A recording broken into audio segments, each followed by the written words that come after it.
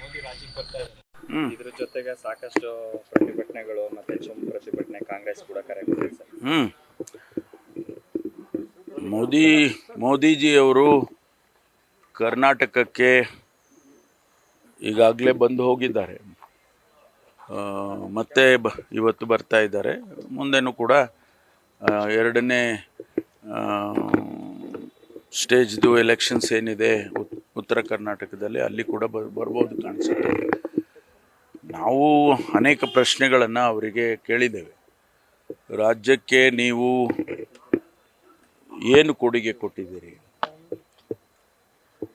ನಮಗೆ ಬರಬೇಕಾದಂಥ GST share ಸಂಪೂರ್ಣವಾಗಿ ಬರಲಿಲ್ಲ. ಭೀಕರವಾದ ಬರಗಾಲ ಇದೆ. NDRFನಲ್ಲಿ ನಮಗೆ ಹಣ ಬಿಡುಗಡೆ ಆಗಲಿಲ್ಲ. ಜೊತೆಗೆ ನಮಗೆ ಸ್ಪೆಷಲ್ ಗ್ರ್ಯಾಂಟ್ ಆಗಿ ಈ ಬರಗಾಲದ ಪರಿಸ್ಥಿತಿಯಲ್ಲಿ ಸುಮಾರು 18,000 ಕೋಟಿ ರೂಪಾಯಿಗೆ ಪ್ರಸ್ತಾವನೆಯನ್ನು ಸಲ್ಲಿಸಿದ್ದು. ಕೇಂದ್ರದ ತಂಡ ಕೂಡ ಬಂದು ಹೋಗಿದೆ. ಅಲ್ಲಿ ನಿಯಮದಲ್ಲಿರೋದು ತಂಡ ಬಂದು ಹೋದ 1 ತಿಂಗಳೊಳಗಾಗಿ ಏನು ಕೊಡಬೇಕು ಅಂತ ಅವರು ರೆಕಮೆಂಡೇಶನ್ಸ್ ಮಾಡಿರ್ತಾರೆ, ಅದನ್ನು ಕೊಡಬೇಕು. ಅದನ್ನು ಕೊಡಲಿಲ್ಲ. ಮತ್ತು ಯಾವುದೇ ಹೊಸ ಪ್ರಾಜೆಕ್ಟ್ಗಳನ್ನು ಕೂಡ ಕೊಡಲಿಲ್ಲ. ಅಪ್ಪರ್ ಭದ್ರಾದಲ್ಲಿ 5,000 ಕೋಟಿ ಕೊಡ್ತೇವೆ ಅಂತೇಳಿ ಅವರೇ ಹೇಳಿ ನ್ಯಾಷನಲ್ ಪ್ರಾಜೆಕ್ಟ್ ಮಾಡ್ತೀವಿ ಅಂತ ಹೇಳಿದರು, ಅದನ್ನು ಕೂಡ ಕೊಡಲಿಲ್ಲ.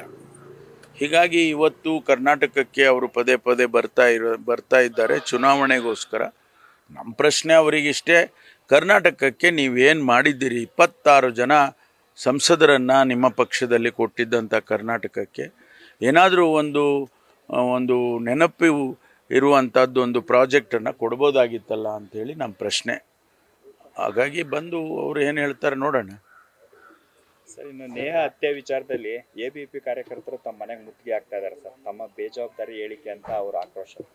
ಅವರಿಗೆ ಪಾಪ ಸತ್ಯಾಸತ್ಯತೆಗಳು ಗೊತ್ತಿಲ್ಲ. ಅವರಿಗೆ ABVPನವರಿಗೆ ಗೊತ್ತಿಲ್ಲ. ಮತ್ತು ಅವರು ಭಾರತೀಯ ಜನತಾ ಪಾರ್ಟಿಯವರು ಇದನ್ನು ರಾಜಕೀಯ ಅನ್ನೋ ರೀತಿಯಲ್ಲಿ ಮಾಡೋದಕ್ಕೆ ಹೋಗಿದ್ದಾರೆ. ನಮಗೆ ಜವಾಬ್ದಾರಿ ಇದೆ, ಮುಖ್ಯಮಂತ್ರಿಗಳಿಗಾಗಲಿ ನನಗಾಗಲಿ ಅಥವಾ ಉಪಮುಖ್ಯಮಂತ್ರಿಗಳಾಗಿ ಜವಾಬ್ದಾರಿಯಿಂದ ನಡ್ಕೊಳ್ತೇವೆ. ನಾವು ಬೇಜವಾಬ್ದಾರಿ ಅಲ್ಲ. ಅದು ನಮಗೆ ಬಂದ ವರದಿಯನ್ನು ನಾವು ತಿಳಿಸಿದ್ದೇವೆ ಅಷ್ಟೇ. ಅದು ತನಿಖೆ ಆಗುತ್ತಲ್ಲ, ತನಿಖೆ ಮಾಡ್ತಾರೆ. ತನಿಖೆ ಆದಾಗ ಸತ್ಯಾಸತ್ಯತೆ ಗೊತ್ತಾಗ್ತದೆ. ಒಂದು ವೇಳೆ ನನ್ನ ಹೇಳಿಕೆಯಿಂದ ಅವರ ತಂದೆ ತಾಯಿಗಳಿಗೆ ನೋವಾಗಿದ್ದರೆ ನಾನು ಅವರಿಗೆ ವಿಷಾದವನ್ನು ವ್ಯಕ್ತಪಡಿಸ್ತೇನೆ. ಆದರೆ ಸತ್ಯ ಮುಚ್ಚಿಡೋಕ್ಕಾಗೋದಿಲ್ಲ.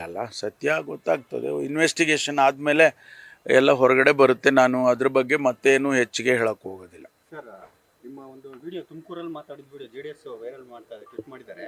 ಹಿಂದೆ ಮತಪತ್ರ ಇತ್ತು, ಎಲ್ಲ ಒತ್ತಾ ಇದ್ರು, ಕಳ್ಳೋಟ್ ಆಗ್ತಾ ಇತ್ತು ಅಂತ ನೀವೊಂದು ವಿಡಿಯೋದಲ್ಲಿ ಹೇಳಿದ್ದೀರಾ ಅಂತ ವೈರಲ್ ಆಗ್ತಾ ಇದೆ ಸರ್. ಅದನ್ನ ವೈರಲ್ ಮಾಡ್ತಾರೆ JDSನವ್ರು. ಏನು ಹೇಳ್ತೀರಿ ಅದು? ಕಾಂಗ್ರೆಸ್ನವರು ಕಳ್ಳೋಟ್ ಹಾಕಿ ಗೆದ್ರ ಹಿಂದೆ ಅಂತ ಪ್ರಶ್ನೆ ಮಾಡಿ. ನೋಡಿ, ಹಿಂದೆ ಇದು ಬ್ಯಾಲೆಟ್ ಪೇಪರ್ಸ್ ಇದ್ದಂಥ ಸಂದರ್ಭದಲ್ಲಿ ಯಾವ್ಯಾವ ರೀತಿ ನಡೀತಾ ಇತ್ತು ಅಂಥೇಳಿ ನಾನು ಅದನ್ನು ವಿಶ್ಲೇಷಣೆ ಮಾಡಿದ್ದೇನೆ. ನಾವು ಮಾಡ್ತಾ ಇದ್ದೋ ಅಥವಾ ನಾನೇ ನಿಂತ್ಕೊಂಡು ಮಾಡ್ತಾ ಇದ್ದೆ ಅಂತ ಅಲ್ಲ ಅರ್ಥ. ಇದೆಲ್ಲ ಹಂಗೆಲ್ಲ ಆಗ್ತಾಯಿತ್ತು. ಅದನ್ನು ಎಲೆಕ್ಟ್ರಾನಿಕ್ ಮಿಷಿನ್ಸ್ ಇದನ್ನು ತರೋಕ್ಕೆ ಮುಂಚೆ ಇದನ್ನೆಲ್ಲ ಅವರು ಮಾಡ್ತಿದ್ರು. ಇಡೀ ದೇಶದಲ್ಲಿ ಬೂತ್ ಕ್ಯಾಪ್ಚರಿಂಗ್ ಆಗ್ತಾಯಿತ್ತು, ಡಬ್ಬ ಹೊತ್ಕೊಂಡು ಹೋಗ್ತಿದ್ರು, ಇಂಥದ್ದೆಲ್ಲ ನಡೀತಾ ಇತ್ತಲ್ಲ. ಅದನ್ನೆಲ್ಲ ಅವರು ಯೋಚನೆ ಮಾಡಿನೇ EVMಗಳು ತಂದಿದ್ದಾರೆ. ಈಗ EVMನಲ್ಲಿ ಕಾಂಪ್ರಮೈಸ್ ಆಗ್ತಾಯಿದೆ, ಹ್ಯಾಕಿಂಗ್ ಆಗ್ತಾಯಿದೆ ಅಂತ ಹೇಳ್ತಾರೆ. ಈಗ ಮೊನ್ನೆ ಕಾಸರಗೋಡಿನಲ್ಲಿ ಯಾವುದೇ ಬಟನ್ ಹೊತ್ತಿದ್ರು ಅದು ಭಾರತೀಯ ಜನತಾ ಪಾರ್ಟಿಗೆ ಹೋಗ್ತಾ ಇದ್ದುದನ್ನು ಅವರು ಮಾಕ್ ಡ್ರಿಲ್ ಮಾಡಿದಾಗ ಗೊತ್ತಾಗಿದೆ. ಇಂಥದ್ದೆಲ್ಲ ನಡೀತಾ ಇರುತ್ತೆ. ಅದನ್ನು ಸರಿ ಮಾಡ್ಕೊಳ್ಬೇಕು ಅನ್ನೋ ಉದ್ದೇಶದಿಂದ ನಾನು ಅದನ್ನು ಹೇಳಿದ್ದೇನೆ ಅಷ್ಟೇ. ಅದಕ್ಕೆ ಚುನಾವಣೆ ಟೈಮ್ನಲ್ಲಿ ರಾಜಕೀಯ ಬಣ್ಣ ಕೊಡೋಕೆ ಹೋದರೆ ಯಾರು ಅದನ್ನು ಒಪ್ಕೊಳ್ತಾರೆ? ಸರ್, ಈಗ ಪೊಲೀಸರಿಗೆ ಒಂದೊಂದ್ರೆ ಎಲೆಕ್ಷನ್ ಡ್ಯೂಟಿ ಮಾಡಬೇಕು ಮತ್ತು ಲಾಂಡ್ ಆರ್ಡರ್ ಮಾಡಬೇಕು. ಬಟ್ ಬೆಂಗಳೂರಲ್ಲಿ ಕೆಲವೊಂದು ರೂಟಿಂಗ್ಲೆಲ್ಲ ಗಡಿಪಾರು ಮಾಡಿದ್ದಾರೆ. ಆದರೂ ಸಹ ರೌಡಿ ಶೀಟರ್ ಮಾಡೋದಾಗಿರ್ಬೋದು ಮತ್ತು ನಡೆ ರೋಡಲ್ಲಿ ಲಾಂಗ್ ಮಸೀದಿ ನೋಡೋದು ಆ್ಯಕ್ಟಿವಿಟೀಸ್ ಜಾಸ್ತಿ ಆಗ್ತಾಯಿದೆ ಸರ್. ನೋಡಿ, ಚುನಾವಣೆ ಸಂದರ್ಭದಲ್ಲಿ ಕೆಲವರನ್ನು ನಾವು ಚುನಾವಣೆಗೆ ಕೊಡ್ತೇವೆ. ಬೇರೆ ಬೇರೆ ರಾಜ್ಯದಿಂದನೂ ಕೂಡ ಕಳಿಸ್ಕೊಡ್ತಾರೆ. ನಮ್ಮ ರಾಜ್ಯದಿಂದನೂ ನಾವು ಡಿಪ್ಲಾಯ್ ಮಾಡ್ತೀವಿ. ಹಾಗಂತ ಹೇಳಿ ಎಲ್ಲ ಪೊಲೀಸ್ನವ್ರನ್ನೂ ಮಾಡೋದಿಲ್ಲ. ಯಾಕೆಂದರೆ regular duty law and order maintain ಮಾಡೋದಕ್ಕಾಗಲಿ ಅಥವಾ ಬೇರೆ ಬೇರೆ ಇನ್ವೆಸ್ಟಿಗೇಷನ್ಸ್ ಮಾಡೋದಕ್ಕಾಗಲಿ ಅದಕ್ಕೆಲ್ಲ ಇರಬೇಕಾಗ್ತದೆ. ಅವ್ರನ್ನ ಯಾರನ್ನೂ ಎಲೆಕ್ಷನ್ ಡ್ಯೂಟಿಗೆ ಹಾಕೋದಿಲ್ಲ. ಎಲೆಕ್ಷನ್ ಡ್ಯೂಟಿಗೆ ಅಂತಲೇ ಡಿಫೈನ್ ಮಾಡಿ ಹಾಕಿರ್ತಾರೆ. ಅದರಿಂದ ಎರಡೂ ಕೆಲಸ ಆಗಬೇಕಲ್ಲ, ಎರಡೂ ಕೆಲಸ ಮಾಡ್ತಾರೆ. Thank you. ನ್ಯೂಸ್ ಫಸ್ಟ್ ನಿರ್ಭೀತಿಯಿಂದ ನಿಮ್ಮ ಪರವಾಗಿ.